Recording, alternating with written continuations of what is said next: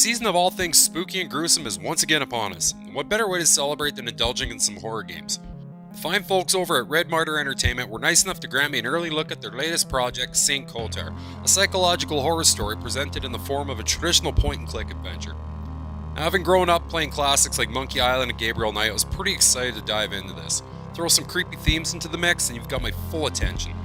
And though I did enjoy my time uncovering the dark secrets and agendas plaguing this small Croatian village, I felt there was a few aspects of this horrific tale that held it back from its full potential. The premise is pretty straightforward off the start.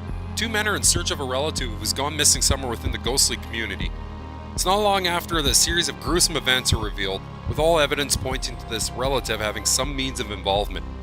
As these men of God begin to explore the community and engage with the strange locals, it's quite apparent that the work of something sinister is at hand, sending players into a bizarre and twisted tale of cults and conspiracies, one of which will have them questioning their own beliefs as well. Sticking with a traditional point and gameplay format, players will find themselves spending the majority of their time interacting with numerous items, environments, and engaging in a heavy amount of dialogue as well. Like I mentioned earlier, this is a genre that I grew up playing as a kid, so I felt right at home with the controls, all of which function as needed. The illustrated environments look amazing and were easily my favorite aspect of the adventure. As with most games of this genre, you really need to rely on creating engaging environments that will catch the player's eye.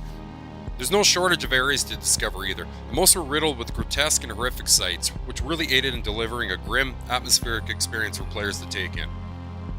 The voice acting. Now, this is what somewhat throttled down the experience for me. The scripting itself is really well done, but I couldn't help but feel moments of awkwardness from a good portion of the characters I ran into. My name is Benedek, and